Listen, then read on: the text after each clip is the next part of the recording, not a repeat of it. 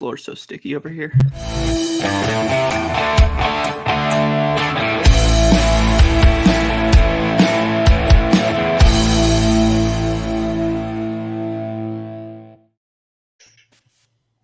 Welcome into the Fantasy Playmakers podcast. I'm your host, Jeremy Popelars. You can find me on Twitter at PopesFFH. Joined as always with my co-host, Ryan Mackey, who you can find on Twitter at Mackey_FFB. What's up, Ryan? Nothing, man. I'm just I'm laughing at Luke because he said that just as we started going live, so I'm pretty sure that got recorded. So good. It'll be in there. Yeah, leave it in. It's great.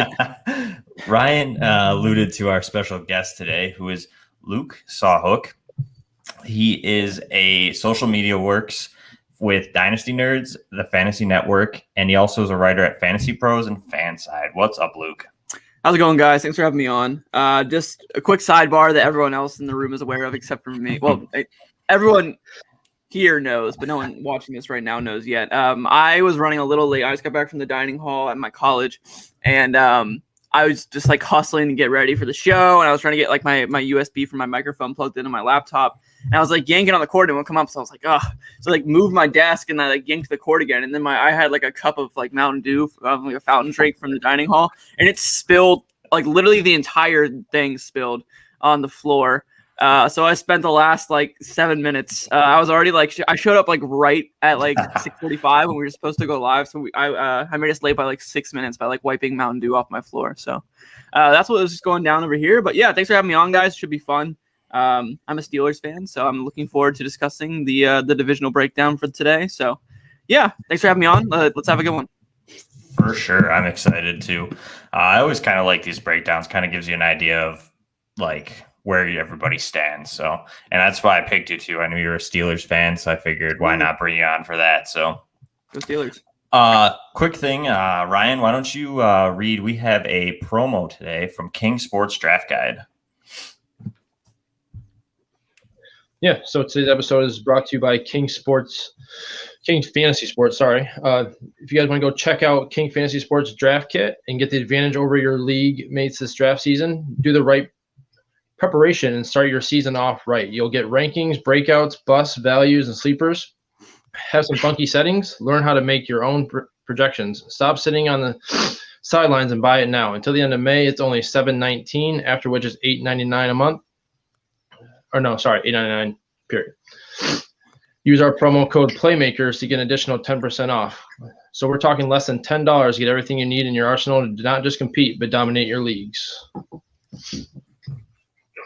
Good looks. You know, that was well done, Ryan. You know, the first one, and I think, nah, you're good. I think it was great. Right, Luke? I think so. I think you did great. You're also pretty handsome, so that works. Yeah, always goes, right? Found out he's 6'4" today, too. Like, I always thought he was like normal height. 6'4" is a big boy. Can I know. He's like, I'm not that tall. And I'm like, yeah, coming from me, who's like 5'8". Yeah, you're like a giant. I don't know what you're dunk? About. I don't know, probably. Yeah. Good. Okay. I'm 6 feet tall and I can't dunk. So yeah, so you've got that going on us. All right, we're going to talk a little bit quick breaking news because Ryan really wanted to talk about this.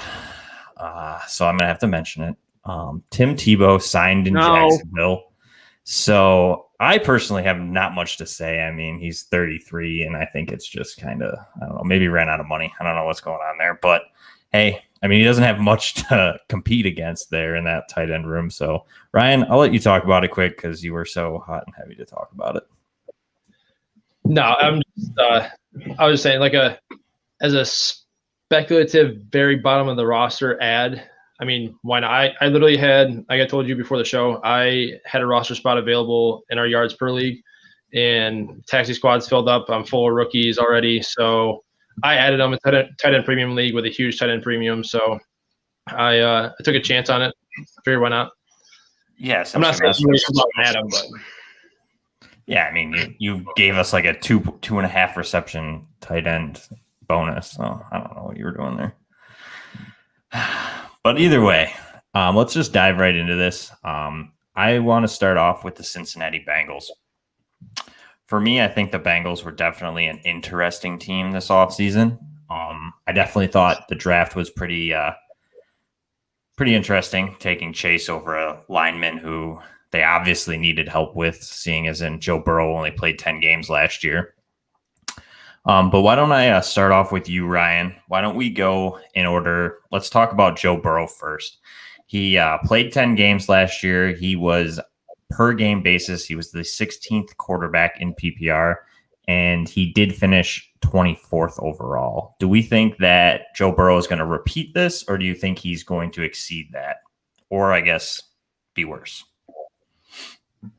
So on a per game basis, I feel like he's probably going to stay right around there. I think Mixon coming back obviously helps him quite a bit, and Jamar Chase obviously helps him a little bit. They did address that offensive line in the draft in the middle rounds there, so it's not as big of a concern for me. But I personally, from a football standpoint, would have had them taken Penei Sewell, but I can't really argue against Chase, seeing how he's a pretty well-known prospect, that he's the best wide receiver in the class, at least up to this point. So I think adding him was a good point, was a good weapon spot for them. But they also added Riley Reif at the tackle spot as well, so they can play Riley there at right tackle, play Jonah Williams at left tackle, and they'll make it work. Joe is coming back from that obliterated knee, so that kind of gives me a little bit of pause for his ability to get out of the pocket initially. But I think with Higgins and Chase and Tyler Boyd, I think they won't have too many issues getting open and getting the ball out quickly, and having Mixon back, run the play action a little bit and give a little bit more time. I like Burrow a lot this year. So before I swing over to Luke, do you think he's going to be QB2, or do you think he creeps into that QB1 borderline? I think he's a borderline QB1 as of this moment right now. I'd like to see how he's doing in OTAs and training camps, things like that, see how his recovery is going. But yeah, I mean, he was on pace for over 600 pass attempts last year. So with the added game, I think I put it out on Twitter that he was on pace for like 681 pass attempts, something like that, which is just unreal. I don't see that happening again. I don't see them throwing the ball 40 times a game next year with Mixon being back. But even if he stays around that 30 range, he's still getting plenty of opportunities to be in that QB1 range, especially with he's accurate. So he's not gonna throw too many interceptions. He's gonna throw a lot of touchdowns with weapons he has. So yeah, it's right now I'd say he's a borderline QB1.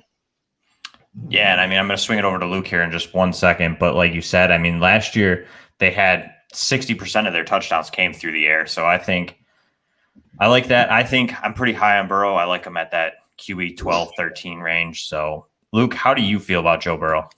I really like Burrow's outlook, especially in dynasty leagues. I have him as a top 5 dynasty quarterback for me. I think that I'm not too concerned about the knee. I think his recovery's gone really well so far. I mean, full confidence from him saying that he's going to be ready week 1. The organization's pretty confident he's going to be ready week 1. I'm not too sure it's a lock, but I do think that they did address the offensive line, even though they did not draft Penei Sewell like I thought they should have, but it's okay. For fantasy football, I think that might have been a good thing, though. Not going to lie. Adding Jamar Chase is great for fantasy football for Joe Burrow. And, I mean, obviously you wanted to stay on his feet and not be in the dirt. But for fantasy's sake, adding an elite wide receiver 1 to complement yourself with Tyler Boyd and T. Higgins, you have a nasty 3-headed monster in Cincinnati now. And with their pretty poor defense, I think we're going to see a lot of passing volume from him and good efficiency numbers. And I think he definitely will enter the fringe QB1, maximum like QB8 zone next season. I think he's going to be pretty good. Oh, yeah, and I like that. And you definitely hit on it there with adding Jamar Chase. And I'm going to swing to that now with the 3-headed monster of T. Higgins, Tyler Boyd, and Jamar Chase. Higgins and Boyd both finished in the wide receiver 2 to wide receiver 3, like high-end wide receiver 3. And then we're adding Jamar Chase. Now, you both alluded to a very high pass-heavy team. They do throw the ball on average of 60% of the time. So what do we expect? Do we think all 3 of these guys can be viable in this offense as far as a passing volume goes? Luke, why don't we start with you? We'll swing back through. You kind of hit at it a little bit. I don't know if you want to add anything else to that. And also maybe if you want to talk about Drew Sample, do we think he's an option at tight end for anybody in a deep league? No. Drew Sample is irrelevant to me. Sorry, I don't know if you guys like him. I think he's a blocking tight end. If anyone, it's going to be CJ Uzomah. He was injured, and that's why Sample had any relevance last year. If any, I think Sample's the tight end suit there. I don't think he's going to do anything. But for the 3-head monster, it's going to be really interesting to see what happens there, honestly. I've started to sour a little on T. Higgins just because I feel like Jamar Chase really takes away his ceiling. I'm pretty sure it's going to be, unless they're firing on all cylinders, I think it's going to be pretty much impossible for T. Higgins to finish inside the top 10, top 8. I don't think it's possible anymore, honestly. For Boyd, I think he's going to be safe, but I think his ceiling is also taken away as well. I think Tyler Boyd will still be a consistent, reliable wide receiver 2. T. Higgins will probably be a wide receiver 2 as well. If anyone, I think they're all going to be like wide receiver 2 or 3. I think we're going to see a bit of a Pittsburgh Steelers situation for them next season with a higher ceiling. So it'll be interesting to see what happens there. As far as who truly ascends, I think it will be Jamar Chase. But it's going to be interesting to find out what happens. I think that they all have their own secure roles laid out for them. But I'm really curious, especially to see what happens with T. Higgins, because we already know what Tyler Boyd is. He's the slot underneath target guy who will get peppered. But will AJ Green's departure really impact T. Higgins' role, or will it be more of the same as far as last year? But Jamar Chase will be acting as AJ Green, but obviously a lot better because Green was washed. But you know what I mean? No, and I agree. And I think it's very viable that all three of these guys are, like you had said, that Pittsburgh Steelers, they're all going to be, I almost feel like their ceilings are hurt. I think it's going to be hard for one of these guys to really get into that wide receiver 1 territory. But I think you could have a fringe. Like, I think Jamar Chase could be that fringe type guy where he's in that top 15 and he's going to get the targets from AJ Green, which was close to 100 in the first 16 weeks of the season. So, and like you'd said, AJ Green was fairly washed, didn't produce much after the catch, where Jamar Chase is going to be able to. So I think that all three are very viable. And I think Jamar Chase is probably the one you want to own out of here. Tyler Boyd's always going to be reliable. You know who he is. But then T. Higgins and Chase, I think, are going to be the two that are going to kind of affect each other. It's really going to depend on, I guess, the red zone for me on who's going to finish higher. You know what I mean? Is Chase going to start to become that end zone target, or are they still going to more so lean towards Higgins? So I think that's something to monitor. But for me, I think I want Jamar Chase out of these three. I do like Tyler Boyd as a later, like mid-round type pick. But I agree. I think Jamar Chase is the guy that you want to own and who's most likely has the highest ceiling of these three. Ryan, do you have anything to add to that, or do you want to talk about Joe Mixon a little? No, I was just going to say that Cincinnati ran 11 personnel 76% of the time. So all three of them are going to be on the field majority of the time. They don't really move off of that very often. So they very easily could see, like I said, with all the pass attempts they had, like Luke had said, their defense is not very good. They didn't get much better in the draft or free agency or anything like that. So they're still going to have to throw a bunch, and all of them could see 90 plus. Even with the 17-game season, maybe two of them see 100 plus targets. Maybe Higgins and Chase see 100 targets. But so I do think that they could definitely be wide receiver 2s. Boyd probably a lower end wide receiver 2, and Higgins a mid wide receiver 2, with Chase being a borderline wide receiver 1, depending on how his touchdown profile looks like. So I agree with you guys at that point. All right, and let's see here. Just real quick, let's do a quick swing around. We won't talk too much about him because he hurts our heart every single offseason. But Joe Mixon, last year on a per-game basis was RB9. Does he finish as an RB1 this season? Ryan?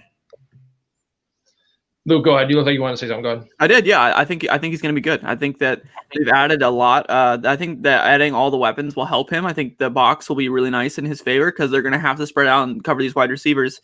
I think that if Mixon can stay healthy, sure, he might be a little inconsistent on his Amari Cooper-ish, if you know what I mean. But I think that he will be very reliable throughout the year.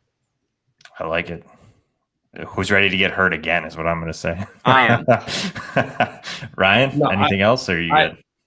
I own Mixon in a couple leagues, and I'm definitely excited. I've had a lot of trade offers for him. I've turned them all down because the coaching staff has came out and said that they want him on the field for all 3 downs, which I like, but I don't like at the same time. Seems to be very injury prone. So last year he had through those 6 games that he had played, he had his career high per game in rushing attempts, targets, receptions, and he ended up getting hurt for 6 games. So I'm not quite sure. I understand why they want to have him on the field because I feel like he's an elite playmaker for that offense. But can he stay healthy long enough to become an RB1? Which I think he can be an RB1, a low an RB1 at that. But I think he can get there. He's got to stay healthy. Pick up Chris Evans. in your dynasty league. That's what I was going to say. Have him on your bench. I swear to God, it's in my notes. It's in my notes to go get Chris Evans. I was going to just ask you guys that real quick too. Is Chris Evans worth it? And I agree. I think, like Luca just said and chimed in there, I think Chris Evans is definitely a great add late in your dynasty drafts. He's not going high, 4th, 5th round. Just add him and stash him on the bench, because the only other option there is Samaje Perine, and I mean, he might get to play, but I think Chris Evans has a lot of talent, and I think that he has a chance to be like a fill-in if Mixon goes down, and possibly used more in the pass game too, depending on how that offense breaks down. But let's move to a team that doesn't have a running back issue, we'll say. Let's move to the Cleveland Browns. Now, the Cleveland Browns, I think, they didn't do anything flashy, I'd say, in the offseason as far as like fantasy goes. It's pretty much the same roster they rolled out last year as far as playmakers go. So why don't we just kind of start here with the running backs? I mean, you have Nick Chubb, who finished on a per game basis as RB7 in PPR leagues, and Kareem Hunt, who was 18 in PPR leagues. However, overall, Kareem Hunt did finish 8th and Nick Chubb did finish 13th. How do we see this backfield shaking out? Obviously, Chubb missed time this year, which allowed Hunt to be a little bit more viable. But do we think that both are going to be within that running back 2 range this year? We'll start with you, Ryan, for this one real quick. Well, I think Chubb, as long as he's healthy, I think he's a locked-in RB1. I mean, they lean on him so much. I think their defense got a lot better. They're going to be tough. They're going to be tough on defense. They added a lot of guys, Clowney and Anthony Walker, Malik Jackson, John Johnson, Troy Hill. They had a lot of guys on defense. So that defense is going to be tough. So they're going to be in a lot of positive game scripts for them to give Chubb the ball and let him run out the clock. So I think he's a locked-in RB1. Kareem Hunt, I feel like he's just consistently in that RB2 discussion like every week, regardless of if Chubb's playing or not. And obviously he has RB1 upside if Chubb happens to go down. So yeah, I'm always excited about this backfield for the last couple of seasons because of just how they use them and how effective they both are when they get their opportunity. Yeah, I mean, Luke, how do you feel about that? I kind of agree a lot with what Ryan's saying. I think Nick Chubb's the guy, and I think Kareem Hunt's just viable. I mean, they're both great value. For me, Nick Chubb's a huge value right now in most dynasty startups that I've done. I mean, you're getting him in like the 4th round sometimes in Superflex, and like that to me screams. I mean, this guy's got like the RB top 5 type production that he could produce, especially in this offense. Do you feel the same way, like that top 5 kind of range? Yeah, I don't think he'll be top 5 just because Kareem Hunt exists. I think if Kareem Hunt wasn't there, I think he definitely would be top 5. I think like Nick Chubb's like domain, like where Nick Chubb lives, is like RB 6 to 10, and I feel like that's exactly he's like a locked and loaded like RB 6, 7, 8, somewhere in there. Like he's a stud. He will go off for RB1 weeks. I'm just saying, like on the season, he probably won't finish as like the like RB3 or anything like that, just because Kareem Hunt exists. But I feel like both guys will finish in the top 20 at running back. I mean, Kareem Hunt is an excellent player, and I feel like they've been really utilizing how to unlock him the last couple of years and try to figuring him out a little bit. And I feel like they have a great rapport there. I mean, he re-signed in Cleveland. He must really like it there. And I think they're both going to be top 24 for sure, possibly both top 20. Or Nick Chubb will be top 10. Not a doubt in my mind. For sure. I love it. Now, let's see. I think after those two, I think this team gets a little bit murky. Like, do we believe Baker Mayfield made that jump now? Like, is Baker Mayfield firmly in the top 20 quarterbacks? He finished at 18 or 19 last season. It's all the coaching for me. I don't think that he's really – I honestly don't know why. I've just never been a Baker Mayfield fan. I'm a Steelers fan, but I try to be as non-biased as possible with my takes. Like, I love Joe Burrow and stuff, and I just don't like Baker. I just don't. I don't know why. He just doesn't feel special to me. I feel like he's a game manager at best, but that comes with some flair on the field. I don't know. I feel like he's super inconsistent throughout his career. He can light you up, but he also can throw 150 yards and like 2 interceptions in a game. Like, you get a lot or you get a little from him. Kevin Stefanski in that offense has really changed him. I feel like he's playing more to his strengths. I feel like he's a QB2 for redraft and dynasty purposes, but he's solid. I think he gets the job done, especially on field for the Cleveland Browns. I don't really know if Baker Mayfield's a Super Bowl winning type quarterback unless they have a perfect squad around him. But I'm really interested to see what happens with him this year with his weapons, especially if Odell Poopum Jr. can stay on the field, because he can't at all recently. So I honestly have no idea what to expect with that receiving core and Baker. So yeah, that's where I'm gonna go. I'm gonna go to Ryan. Actually, you can put a little touches in there if you want on Baker, but what is this wide receiver core and even the tight end group? I feel like a lot of them aren't overly exciting anymore. I think you'd say this a couple of years ago, saying Odell Beckham Jr. and Jarvis Landry just don't really excite me. You'd probably get weird looks, but I feel like this is kind of a regular feeling around the fantasy community right now that what is Odell Beckham going to be now? Coming back from an ACL, he's just never been on the field, like Luke had said, that relative. And then you got Jarvis Landry, who's like, he's good at times, but then he just disappears. Like he's all reliable. He's a lot like Jamison Crowder or even like Tyler Boyd. You know, he's like a PPR machine, but tends to win leagues sometimes. Like that late, he always has like a late push in the season, and he always gets teams into playoffs. So, what should we expect from Landry, Beckham, Hooper, or even say Harrison Bryant? Are any of these guys that we want to trade for if we don't roster them already? So, to your point about Landry and late season pushes, I was in a charity league that had, my team was 7-6 or 7-5 going into week 13 where the playoffs were about to start. And how it worked was your top 5 teams automatically made it in. Your 6th team that made it in was the highest scoring team that wasn't in the playoffs. So like you could have been the 8th seed, but if you're the highest scoring team of that group that didn't make the playoffs, you got in the playoffs.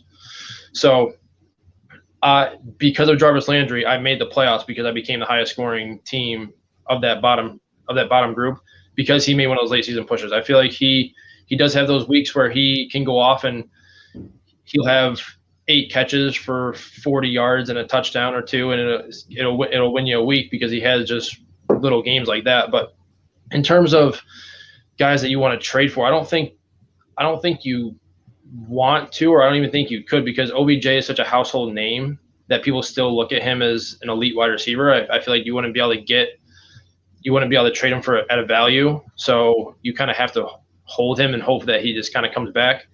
Harrison Bryant profiles to be a good tight end. And I feel like maybe in tight end premium leagues, if you have a taxi squad spot to hold him in, you can let him sit there for another year or so until that tight end room gets straightened out, because Njoku and Hooper are obviously still there, and Njoku was a first-round pick, I believe. So it's just one of those things where nobody on their team really excites you, and they drafted Anthony Schwartz in the 3rd round. So like their entire offense as a whole outside of the running backs is kind of murky, but I feel like it will be good enough for them to do what they got to do. Because like I said, there are going to be a lot of positive game scripts. So they might not be very fantasy friendly, but they'll be good enough to get them to where they want to go. All right. So outside of Nick Chubb, who do we want to own, I guess? So we got to pick one of these, and it could be anybody who I guess I didn't name off at this moment. Luke, who would you want to own out of the Cleveland Browns outside of Chubb? Well, Kareem Hunt, I guess, right? I mean, take him out of it. Outside of the running backs, because they're good. We know that. Sure. Probably Jarvis Landry. Outside of the injury concern of Odell Beckham Jr. For Dynasty, I'd rather have Odell. For redraft, I'd rather have Jarvis Landry. I'll give that perspective. I think next season, I'm not too sure what we're going to get out of Odell Beckham Jr.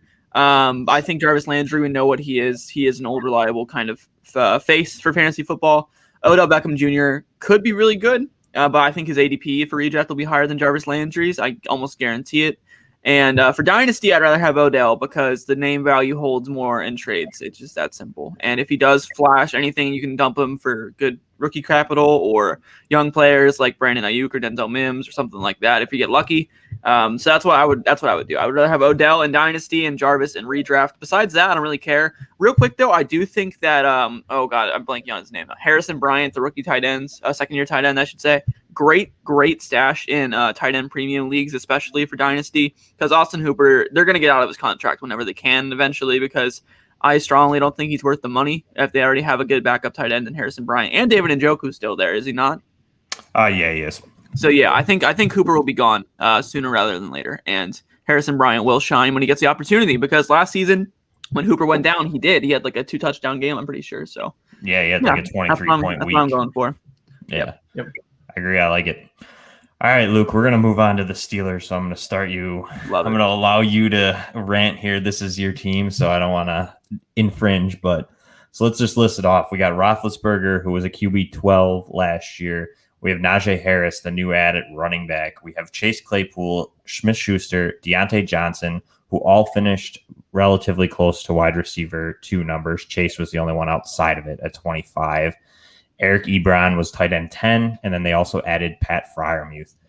So, Luke, what are we expecting out of the 2 rookies, and can we expect the same finishes or better from the 3 wide receivers? It's a good question. So, for the rookies, Najee, I think, is going to be really good next season. The only concern for me is the offensive line play. I think that Najee will probably, I feel like just the opportunity alone, he'll be a safe top 15 running back, from, in my opinion. They're going to feed him the ball. He's going to be on the field almost every single down, I'd say, unless he gets injured or something like that happens. I think he'll be great for fantasy. Pat Friarmuth, I don't think he's going to do anything this year, really. I mean, he'll be okay every once in a while. But Eric Ebron is their guy this season, but he's only has 1 year left on his contract of $6 million.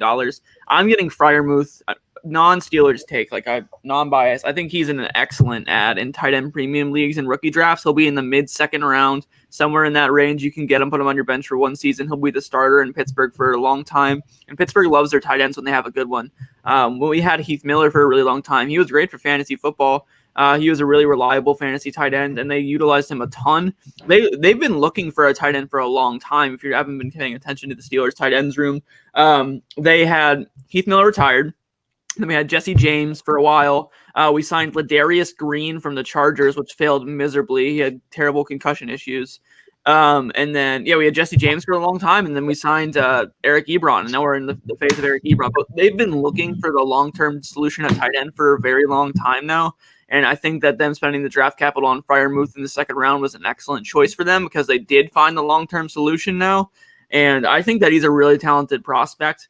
He's gotten comparisons to a mini Gronk or actually Heath Miller. He can do it all, and he'll be on the field a ton, getting a lot of snaps. So in the future when he will be starting, I think he'll be really good just because he'll be on the field a ton, and he'll be seeing targets and touchdowns. So stash Friarmuth, and Najee will be good this season is my analysis as of now.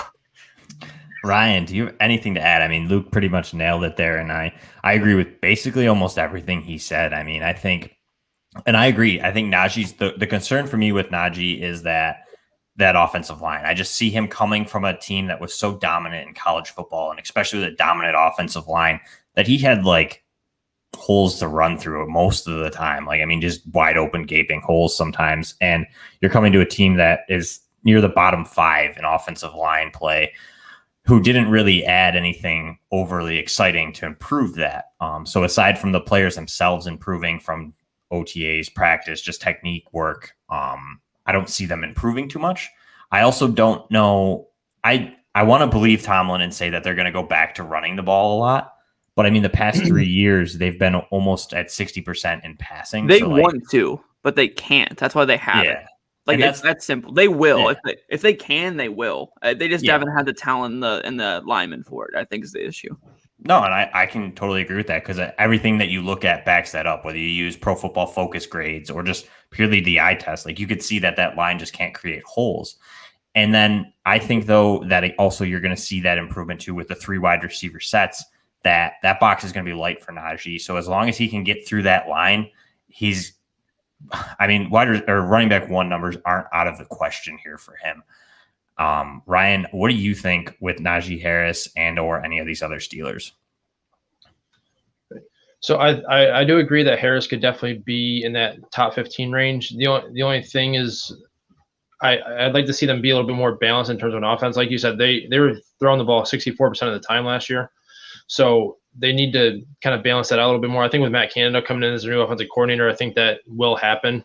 I think he is more of the run style offense that they like to see. When he was at Maryland, they ran the ball a lot compared to how they were before.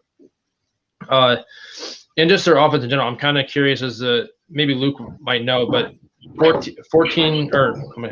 19 or fewer points in 4 of their last 6 games last season. I don't know what exactly happen if they just got tired and old, because a lot of those guys are old. I mean, Pouncey retired and Villanueva was up there, but their offense just did not show any sign of life at the end of last season. They really depended on their defense to get off to that really hot start, and they just couldn't keep up offensively with the other team. So I'm kind of concerned about that. But in terms of volume, I mean, we saw James Robinson run for 1,000 yards in Jacksonville, who their offensive line isn't that great either. So unless people are thinking that Najee isn't as good as James Robinson, I don't see any reason why he can't be in that top 15 range. Absolutely. And to answer your question about the offensive struggles, our former offensive coordinator was just an idiot. Randy Fiechner. He was Ben's longtime quarterback coach. He was just an idiot, honestly. They ran the same exact offensive scheme every single week this year. And then they were 11-0. And then I forget what game it was. They squeaked out a win over Baltimore, and it was like at the beginning of the end. So they squeaked out a win against Baltimore, and they played Washington the next week. And then whatever Baltimore did to slow down the offense, Washington picked up on it on film, and they completely neutralized it. And after the game, Chase Young even said that Baltimore exposed their offense and like how simple it was, and they just stopped it. And after that, every team knew the formula how to stop their offense. And then from that point on, they struggled because they never changed it. They just never changed it. So basically, they ran the same thing the entire year. Team figured it out on the back half of the season. And then from that point on, everyone just deployed a strat to stop it. And then they were just screwed because they didn't make any adjustments. It was really weird.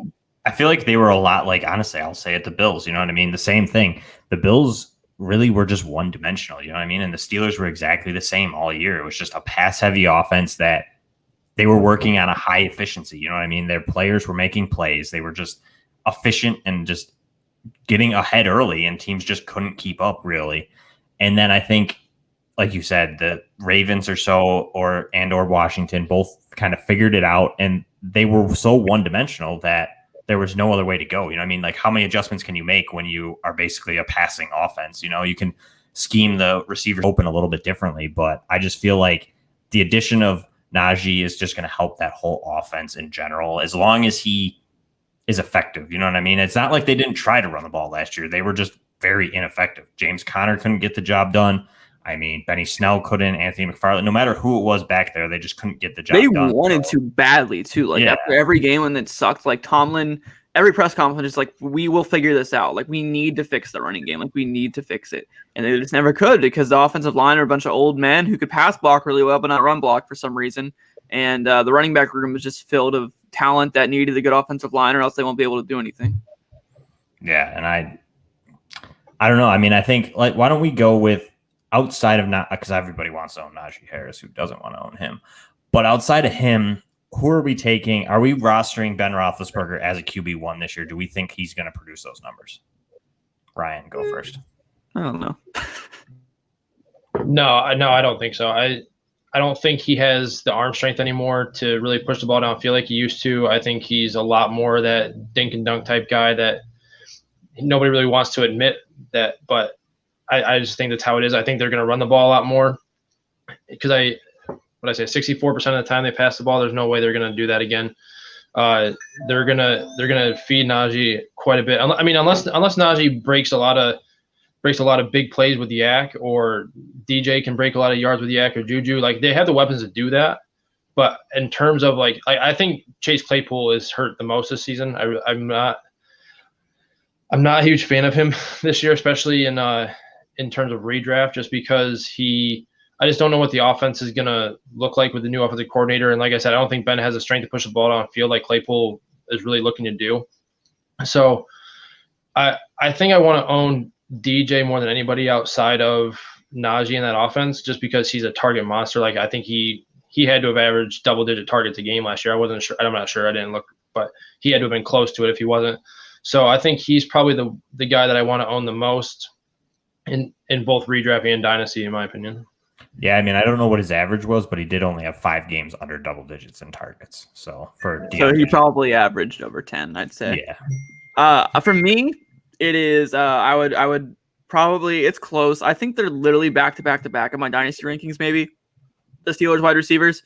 I think you should like Chase Claypool. I understand the concerns with the new offensive coordinator scheme, but if anything, the offense will get better. and he is their go-to target in the red zone. They feed the crap out of him. I was actually researching questions for Fantasy Jeopardy tonight, and Claypool's numbers in the red zones are like top tier in the NFL. Like they feed him down there. But it was also really weird as a Steelers fan.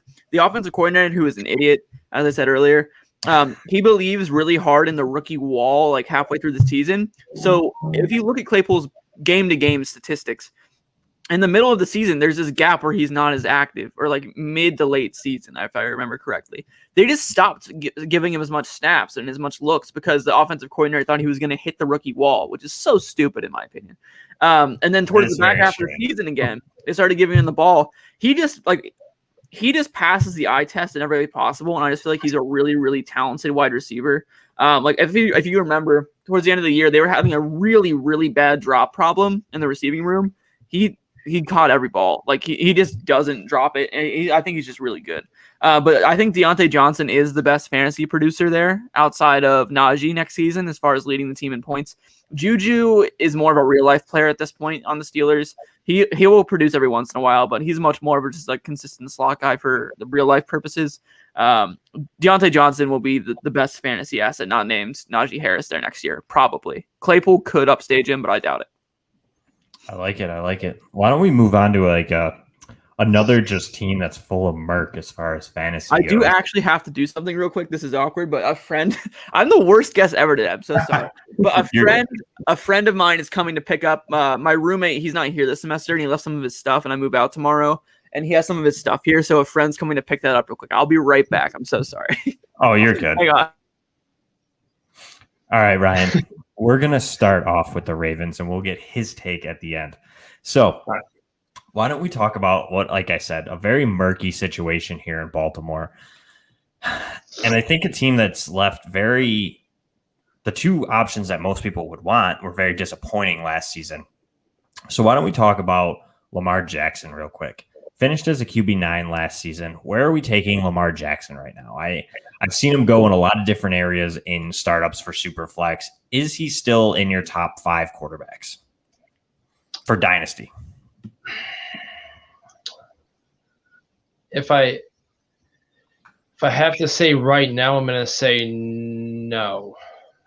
No, he's not in top 5. I feel like I would rather have Mahomes, Kyler, Josh Allen, Dak, and Herbert, maybe. Herbert, yeah. But I mean, he's borderline. He's there. I mean, he's not out of the top 10 or anything like that by any means. But I don't think he's top 5 in my opinion, just because of he's just so inconsistent with his arm. He did get hot at the end of the year. I will give him that. He led the team in rushing in the red zone inside the 20. He had the most attempts, so his touchdown upside is high. But they got a lot of weapons, but I just don't feel like Greg Roman's offense is good enough to make him anything more than just like if for whatever reason he could no longer scramble tomorrow, he's probably a bottom 20 fantasy option. You know what I mean? Like he's just not. His legs are what keep his floor so high and his ceiling so high. But if it weren't for his legs, like I feel like he just wouldn't do enough. They wouldn't pass enough to make him a viable option in the fantasy space. I mean, they only threw the ball 42% of the time. So now is this based on the weapons though? Now, can we make this argument that this team is obviously Roman tends to be a little bit run heavy. We know that as Bills fans too when he was here, but They still threw the ball a lot more than Baltimore does when Roman was here in Buffalo or even in San Francisco. Now, is it just purely because their starting wide receiver room was basically Willie Snead, Marquise Brown, and Des Bryant, who obviously has lost many steps? So do we think that the influx here with the youth in Marquise Brown, Rashad Bateman, Tylan Wallace, and we'll throw Mark Andrews in there, do we think that room is much better than it was last year? Do we think that has the same – doesn't need to be the same, but do you think it has could it have a Josh Allen, Buffalo Bills type effect where all of a sudden Lamar looks a lot better as a passer because he has better targets to which he's throwing to? Do you know what I mean? Like, is this wide receiver landing spot getting overlooked because it's Baltimore when in reality, Baltimore was doing what's best for the team, and they were running 60% of the time because they didn't have anybody as a playmaker outside besides Marquise Brown. No, and I agree that the wide receiver room is much, much better. But do I think Rashad Bateman is Diggs? No. And I think that was like the biggest thing, obviously, for Buffalo is that they got an elite alpha wide receiver in Diggs. And I feel like Josh Allen had better natural raw talent that just wasn't getting to the surface yet. Like it wasn't there when he was drafted. He was too raw. And I feel like Lamar, how much better do you really think he'll get as a passer? Like I'm not saying he can't get better, but is he close to his ceiling as a passer? Or do you think it was strictly the weapons? Because I agree. I like Tylan Wallace coming out. I like Rashad Bateman obviously coming out. I feel like Mark Andrews is a top 5 tight end in the league. Their offensive line probably took a hit losing Orlando Brown, who got traded to the Chiefs. So I'm not sure what to do with this offense in general because they run the ball so well and it's so effective and it's gotten them to division titles and it's gotten them to these playoff games, which Lamar hasn't won any yet. So like what do you got to do to get over that hump? You know what I mean? Like, do you think they're going to throw enough to make Bateman or Wallace fantasy relevant in wide receiver space? Or do you think they're just going to stick to running the ball 60% of the time and just getting better production from the wide receivers when they do throw it? I think you're going to see a little bit closer to that 50-50 split. I think you'll still see 56 run, 54-ish passing or so. I think that Bateman brings a whole nother level to this passing game. I think it's something that they haven't had in a while. Like they haven't had really that good route runner, which Bateman is. Tylan Wallace, to me, I think kind of is going to bring that, like he's been comped to, like a Steve Smith, kind of a little bit of an edge to it. But I just think that this wide receiver room, I think, is going to help Lamar Jackson. I think it's going to even help the run game just be more efficient, that they're going to be able to, not that it wasn't before. I mean, they were just highly efficient, especially for running 60% of the time. But I really do think that Bateman actually has a good shot. I mean, he has a clear shot at a wide receiver 1. And I just think that he kind of plays the way he plays the game lends to Lamar Jackson. You know what I mean? He's not necessarily a super deep ball threat guy. He kind of likes to run the slants. He runs the crosses. He operates well out of the slot. And if that's where they're going to play him, I mean, Lamar Jackson takes advantage of the middle of the field. So I just think that I definitely feel like you had said, Lamar Jackson, I think, is that borderline QB5. I think he has that upside. I think last year was there's just something off about the offense. You know what I mean? You saw it even with Mark Andrews. You know what I mean? Like that just whole passing game was just off. I feel like this year coming in, they're going to have better weapons. And then obviously they have the reins. They're going to be with J.K. Dobbins and Gus Edwards, who are going to be more effective than Mark Ingram was at the beginning of the season last year. So I just think that I do think it makes a difference. I think Lamar Jackson should be going higher than he is in Superflex drafts. That's my personal opinion. So, Luke, since you're back, we are discussing. Great, guys. Oh, it's awesome. I love it. You know, it's just it always adds character. You know, it's probably like my weirdest guest appearance I've ever had. I spilled Mountain Dew all over the floor right before the show started, and in mid-show I had to leave. Like this has never happened to me before. So leave early. What's going on, man? Yeah, I don't know what's happening. We're just gonna we'll have to bash you all over Twitter, but not really. Oh no, I don't have to leave early. By the way, if I have to leave early, I'll leave at 7:55 or something. No, you're good. We'll just finish this. I mean, we're just talking about the Ravens. I mean, what do you think? Do you think Lamar Jackson should be higher than he's going in Superflex? Do you think he's going to finish above QB9 where he finished last year? Do you think that influx of the wide receivers is going to make him better? Do you think, you know what I mean? Yeah, absolutely. I'll take that and run with it. So I do think that Lamar Jackson will finish higher than QB9 this season. I think it's easy to project him back within the top 6-ish range. I think he's going to be a stud. I'm a big Rashad Bateman believer. I'm a team. The biggest lesson I've learned playing fantasy football this far, because I'm only 20. I haven't been playing fantasy football that seriously very long at all. I'm pretty new to this whole thing, but I know a lot. I think so. That's good. But the biggest thing I've learned recently is landing spot doesn't really matter as much for rookies. I'm trying to follow the talent, especially for wide receivers. And the comparison I always give for Rashad Bateman, for people who don't really believe, is how gross A.J. Brown felt when he landed on the Titans at first. everyone was fading A.J. Brown, I remember.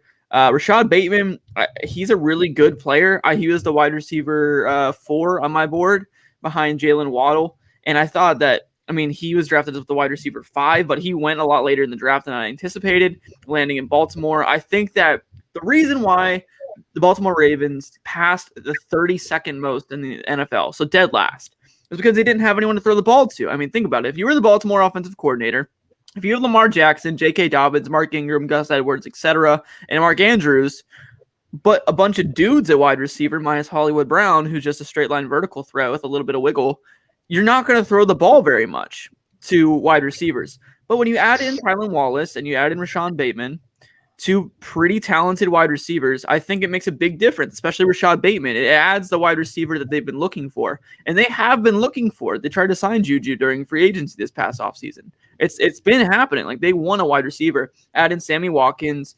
They have a good receiver core now, in my opinion. Rashad Bateman, Tylan Wallace, Sammy Watkins, Devin Duvernay, Miles Boykin. Like, they have a pretty solid group. It's not like the best, but it's very, very doable, And I think that obviously Lamar Jackson isn't the best passing quarterback in the world, but I think he gets a bad rep, especially because he doesn't throw the ball that much to his wide receivers.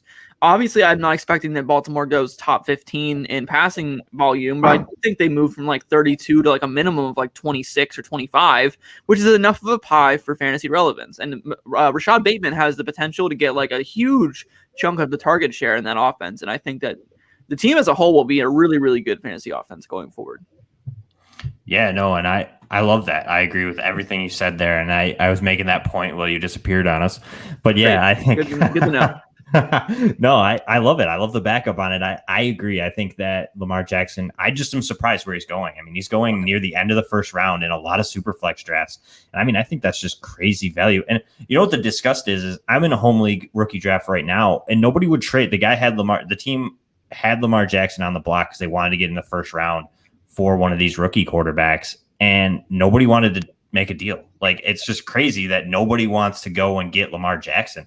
Like, the guy was offered, he just wanted a first this year and possibly a first next year, just a little bit more on top of that. And Lamar Jackson's worth every penny of that. It was just surprising to me that nobody jumped on that. He was even taken like late first, you know what I mean? Like where the Zach Wilson range, and like nobody wanted to do it. It was just crazy. I don't know if it's rookie hype or what it was, but like, that's nuts. Yeah, it's just crazy that how many people are just down on Lamar Jackson, and it surprises me, honestly. Yeah, same. I got Bateman at the 202 on a Superflex 12. Yeah, that's where he's going pretty much. I've seen him. That's the value there is crazy to me, because if he landed on a better team, I guarantee you he would be drafted over like Devontae Smith sometimes. Yeah, and it kills me. I had a lot of 1.8 and 1.9 range stuff, and like Javonte Williams is falling there, so I'm taking him. But like Bateman falling into the early second, and I couldn't get those picks from people. Like, they were just holding on to him, and then they're taking Bateman, and it's either because they still love Bateman, or it's just because who falls into their lap, and they're thinking that, oh, Mac Jones might fall to me, so I don't want to make that trade.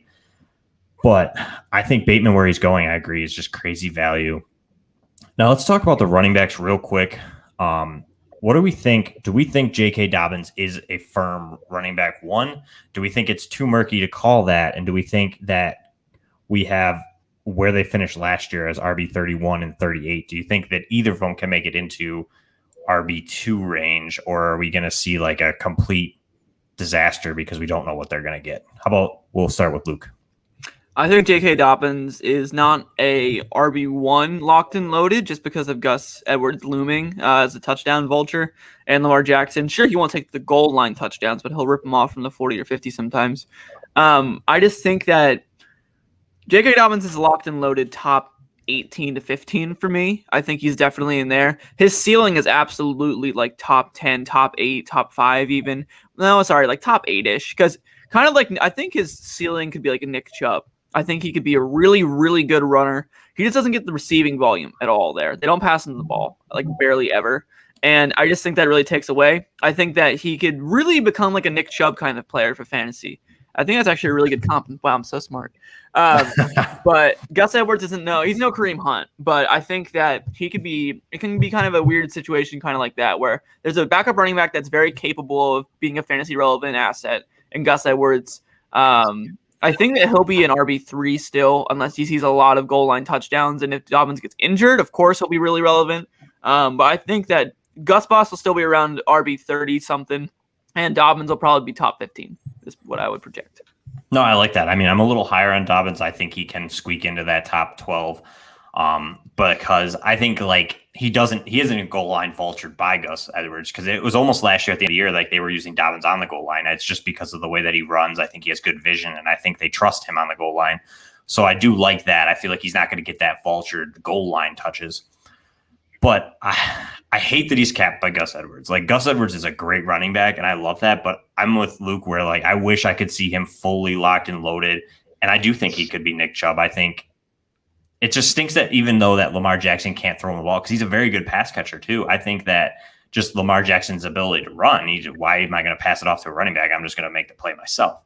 So I wish he had more of that passing volume, because honestly, then I would be full in. I mean, he'd be top 5. Yes, yeah, absolutely. I mean, he would be crazy. He just has so much talent, and I think it just, I don't know. It's something that irks me, because I love J.K. Dobbins. I love last year's running back class so much, because Dobbins is my RB3 ahead of the draft as far as a prospect. Like, he was like my favorite in my heart. I wanted the Steelers to take him so bad last year. This year I called my shot for Najee Harris all over the place, and it came true. But last year I did the same thing for J.K. Dobbins, and he was on the board. He fell to us a little bit in the second round. He was there for us to take, and we passed on him for Claypool, which worked out. I think that was the correct pick looking back on it now, because we have Najee and Claypool, so that's great. But I was really sad we didn't take J.K. Dobbins, and then I was even more pissed. I found out that Baltimore got him. I was like, oh, great. We're going to have to deal with him in Baltimore 2 times a year now. But yeah, I love Dobbins. I love him. Yeah, you trust me. I was calling for the Bills to take him all last draft. Like, I was screaming at the screen. How do you feel about the dance of Zach Moss and Devin Singletary? Don't even get me started, because I was just going to say, and then I ended up with freaking Zach Moss. And I know people like Zach Moss truthers out there, but do you think he's any good, actually? Because I kind of see like there's some potential for him, but you don't think he's any good? I don't know if it's just he's not good, or it's just that the Bills just can't run block. I don't really know what it is, honestly. It's another team that has a really good passing, blocking offensive line, and a run team. And as far as the run game goes, they just aren't the greatest run blockers. You want to hear one thing though that I took away as a silver lining from the draft from the Bills on taking your running back is it was good for Josh Allen for fantasy, because he gets those goal line rushing touchdowns still, which is icing on top of the cake, which is fantastic. I think that really just adds. He's my dynasty QB2, in case you guys were wondering. I love Josh Allen for fantasy. I think that he's my too. Yeah, you're a Bills fan. I would hope so. Kidding. But yeah, I think Kyler. It's between Kyler and him for QB2, in my opinion, and I think that Josh Allen just feels better. I love it, and that was him making up for leaving us and spilling the Mountain Dew. That's what that was. Yeah, I don't know if he's telling the truth. I'll have to see it on paper on Twitter. I will pull up my rankings right now and share my screen. No, you're good. I believe you. Ryan, why don't you real quick, and we'll close the show out after you. How do you feel about Dobbins and Edwards? So, like you guys said, I feel like his ceiling is just so capped with Lamar being there. Like I said, he led the team in red zone rushing last year. He had the most attempts inside the 20-yard line. Gus Edwards is still there. I don't think he's going away anytime soon, although I do believe he's an unrestricted free agent next year after this season. So he could leave next year in Dynasty, Dobbins might be a value buy right now, because maybe his ceiling does go up once Gus leaves. Maybe he does jump into that top 6 range. Like, Jeremy, me and you were in that yards per league, and Dobbins went at the 309 just after Cam Akers, just before Nick Chubb, and get me started. So, sniped. So I think he's actually a value there at this point in Dynasty, because his ceiling's capped now, but the receivers that they added should open up the field a little bit more for him to be able to run a little bit more. Gus leaving next season, Lamar's not going anywhere, obviously. Bateman obviously isn't going anywhere. Tyler Wallace isn't going anywhere. Mark Andrews isn't going anywhere. So, like, if you're looking to buy somebody, you can't get Dobbins cheap. Don't get me wrong. Like, it's not going to be like a second-round pick that you can get Dobbins for, but he might be a top 5 running back after next season because of Gus leaving and that offense opening up and Bateman and Wallace being in their second year. So this year, I feel like he's borderline top 10, maybe 10, 12-ish range. And then I feel like he's the kind of a long game guy for me for after the 22 season is when I feel like he'd be a top 5 guy. I love it because I was snatching him up last year and I preached it. It was my pinned tweet for a while until I had to put my rookie guide, like my thread guide up there on it. But I have him as my RB1 from that class, I think, by next year. I think next year, I love Jonathan Taylor. Don't get me wrong. Man, it's JT season, dude. I'm not even a Jonathan Taylor truther. Sorry, I'm not trying to cut you off like that, but I just don't think that there's a way that with that offensive line and how much they're going to feed him the rock that Jonathan Taylor slips off the one spot. I just don't think it's going to happen. I'm not sold yet that they're willing to give him that role. You know what I mean? Like last year he fed, all of a sudden JT came on. I love JT. Don't get me wrong. I'm not saying he's a terrible running back because I won't stone you. Don't worry. I'm not a psycho JT truth. Yeah. That's fine. But like, I feel like he beat up. He did the exact same that David Montgomery did. He beat up on a really weak schedule at the end of the season, and everybody's still saying David Montgomery stinks. But yet they were really ready to say that JT was a bust by week 5 because he wasn't taking over that backfield. So like all of a sudden he beat up on everybody, and now everybody's back on the bandwagon. That's what I mean. He looked bad at the beginning of the season. Around him in like week 8 or 9, and there was that one play that he was like straight up like Trent Richardson, like he couldn't find the hole in his offensive line. It was bad. Yeah, and that's what I mean. Like, I mean, maybe it was a slow curve, and maybe he's clear and sailing, and he's ready to roll. But Nyheim Hines isn't going anywhere, and that offense is not dedicated to. They re-signed Marlon Mack, who's coming off an Achilles injury.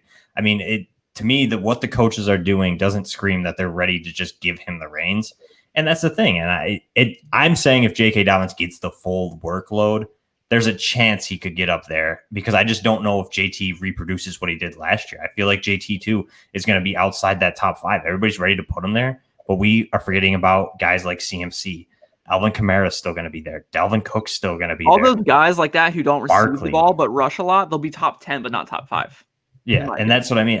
But that's the thing, and that's where it's like if Dobbins never gets that passing volume, he might never catch JT. But I feel like he's going to be neck and neck with JT unless JT really gets that full role. If he turns into that. What do you think about Clyde Edwards-Helaire next season?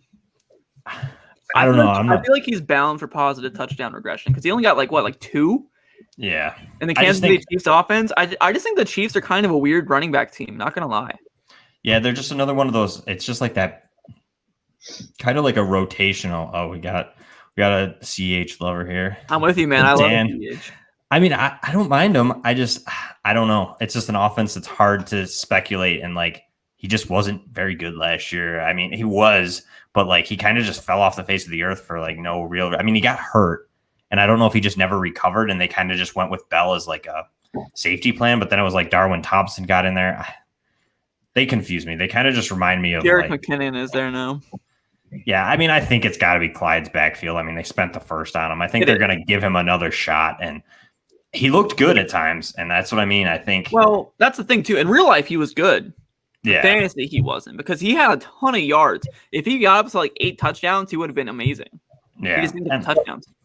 I saw a stat somewhere that he had 5 touchdowns called back due to holding penalties last season. He did, and I always tell people that. I don't know. I didn't know the number, so thank you. I'll use that going forward. But like, I was watching Red Zone. I always watch like every single bit of Red Zone because I'm doing social media stuff, and I love the NFL, obviously.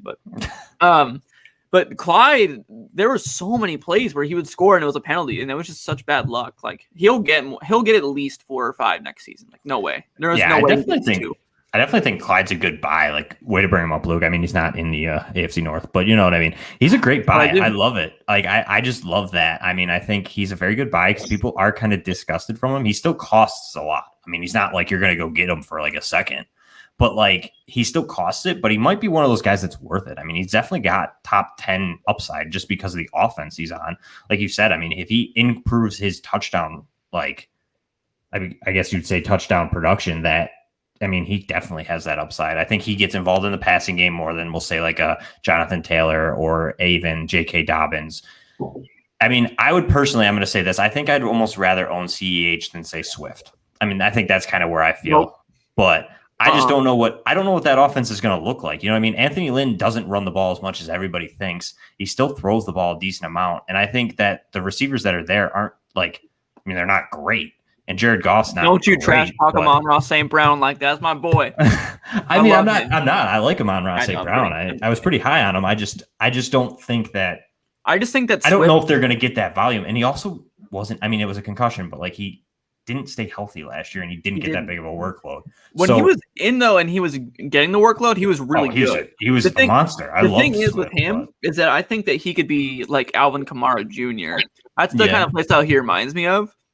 And I feel like that's what they want to use him as. I mean, the head coach came from the Saints. I'm not trying to say that he's going to run that way because he's not even the offensive coordinator. They have that weird head coach and then two coordinators thing. But I think that they really, really like DeAndre Swift. He was my favorite prospect coming out. I liked him more than Jonathan Taylor because he also had the receiving profile. I don't know if it's a hot take or not. I think it was like 50-50. But I'm trying to stick to my landing spot town over landing spot thing. I think DeAndre Swift is really, really good. He's a top 10 dynasty running back for me. I love Swift. All right. Well, I'm sorry. No, I do. I like Swift a lot. I just think that, I don't know. I feel like those two are very close to me. You know what I mean? Like Clyde and Swift. Yeah. They're like there, and it's like if Clyde stays healthy, I think he's going to outproduce Swift because I just don't think Swift's going to stay healthy for the whole season. I mean, that's my personal. I just feel like it just seems that way. I could be completely wrong. Maybe it was just a fluke thing that last year, and he just had a tough time getting over that concussion. But I don't know. I'm just not ready to jump on the super hype of DeAndre Swift because, again, it's another thing that, okay, if DeAndre Swift and TJ Hockenson are really your only two options, what's the defense going to do? They're going to key in on DeAndre Ross St. Brown, baby, the wide receiver one. No, I'm kidding. I actually think the receiving core won't be that terrible. I mean, it's Quintus Cephas, Amon-Ra St. Brown. Who else is there? No, Rashad Perriman and Tyra Williams. So in Hawkins, I think that's actually one. Tyra Williams is one of my favorite deep sleepers right now. I found out I rostered him on like 2 rosters, and I got super amped when he signed. I was like, wait a minute, what? He really when he was healthy and playing, he was pretty okay. He was a flex wide receiver 2-ish kind of player every week, and I think he can be pretty good if he plays well. I mean, he's been out for a while, but it's worth an ad. He's worth an ad for sure. All right, Ryan. I think we're gonna close it out here. Bring us home. Me and Luke kind of ran it over, but Ryan, why don't you let everybody know where they can find you and if you got anything going on? Yeah, you can find me on Twitter at Mackey_FFB. Don't really have anything going on right now. Just if you guys go check out my pinned tweet over there on Twitter. Cousin born with autism still missing after a week and a half. So if you guys go check that out and everything, I'd really appreciate that. Other than that, I'm good. Luke, thanks for joining us. Really fun talking about it. Always, man. I'm always happy to spill some Mountain Dew on the floor and leave mid-show for some reason. So that's the reputation. It's gonna be a tradition. When we have you back on, it's gonna be a tradition. You don't have to spill the Mountain Dew because that. No, I will. I'll go full. But you gotta leave at least partway through, just randomly. I'll dump Mountain Dew on myself or something. I don't know. We'll see. I'll figure it out. There you go. Luke, why don't you let everybody know where they can find you and what you got going on? Yeah, nothing crazy. I actually do. If anyone's watching live still, I'm about to go live from my show. I'm doing Fantasy Jeopardy tonight at 8 o'clock, which is in 3 minutes. Should be a great time. Just come follow me on my Twitter. It's just at Luke Sawhook. If you can't see it on the screen wherever you're watching, it's Luke and then Saw, then Hook. It's exactly how it sounds. Overthink it. It's not some random Russian gibberish, I promise.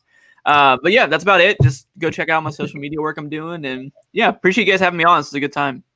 Yeah, for sure. And definitely check out Dynasty Jeopardy. It's our Fantasy Jeopardy. It's a good time. I am Jeremy. You can find me at Popes FFH.